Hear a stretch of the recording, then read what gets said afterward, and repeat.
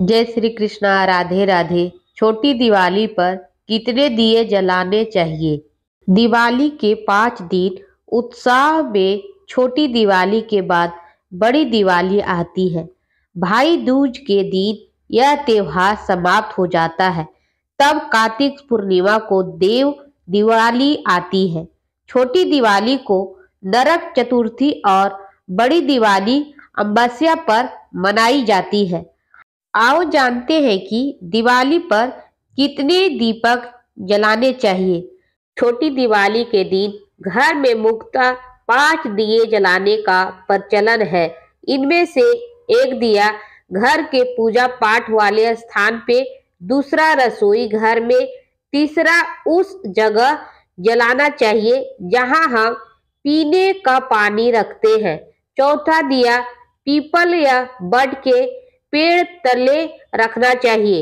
वहीं 5वां दिया घर के मुख्य द्वार पर जलाना चाहिए। घर के मुख्य द्वार पर जलाया जाता है वह दिया 4 मुख वाला होना चाहिए और उसमें 4 लंबी बातियां को जलाना चाहिए।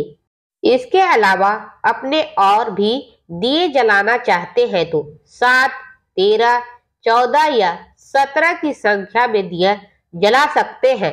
इस लोग छोटी दिवाली के दिन 14 दिए जलाते हैं। लिखित जानकारी मान्यता और की बंदतियों पर आधारित है। परंपरा यह देख गया है कि हर राज्य में अलग अलग मान्यता है। कोई समय संख्या में तो कोई विशेष संख्या में दीपक जलाते हैं, परंतु उससे ज्यादा महत्वपूर्ण है कि किस जगह पर किसके नियमित दीपक जलाया जा रहा है।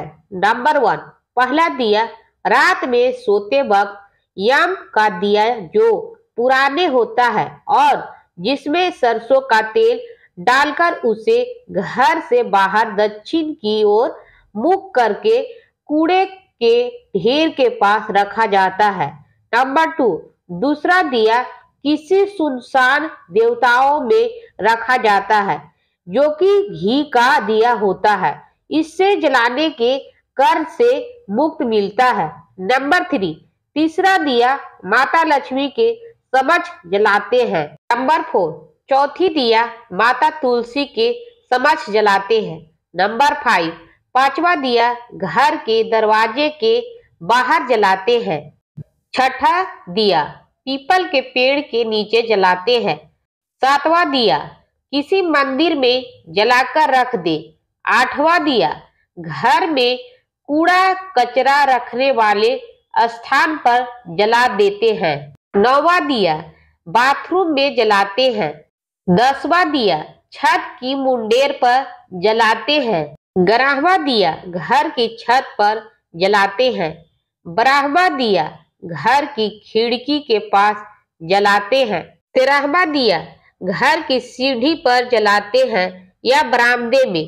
14वां दिया रसोई में या जहां पानी रखा जाता है वहां जलाकर रखते हैं। नरक चतुर्थी की पौराणिक कथा।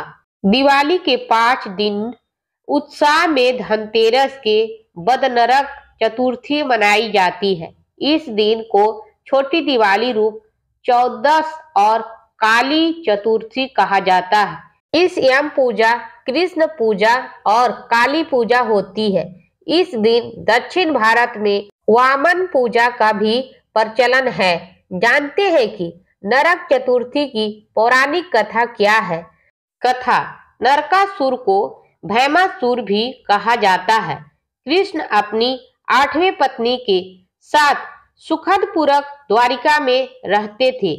एक दिन स्वर्ग लोक के राजा देवराज इंद्र ने आकर उससे प्रार्थना की, हे कृष्ण, प्रयाग ज्योतिषपूर्ण की दैत्यराज भैमासुर की अत्याचार से देवतागण त्राही त्राही कर रहे हैं। कुदरत भैमासुर ने वरुण का छत, अदिति के कुंडल और देवताओं की मणि छीन ली है और यह त्रिलोक विजयी हो गया है। इंद्र ने कहा, भैमासुर की पृथ्वी के कई राजाओं और आमजनों की अति सुंदर कन्याओं का हरण कर उन्हें अपने यहाँ बंदी गृह में डाल रखा है। कृपया आप हमें बचाइए प्रभु।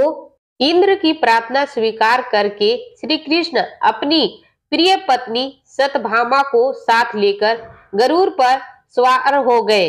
प्रयाग ज्योतिषपुर पहुँचे। वहां पहुंचकर भगवान श्री कृष्ण ने अपनी पत्नी सत्यभामा की सहायता से अपनी पहले मुख दैत्य सहित मूर के 6 पुत्रों त्रामा, अंतरिक्ष, शर्मन, विभांशु, नभसान और अरुण का संहार किया। मूर दैत्य का वध हो जाने के समाचार सुन भैमासुर अपने अनेक सेनापति और दैत्यों की सेना को साथ लेकर युद्ध के लिए निकला।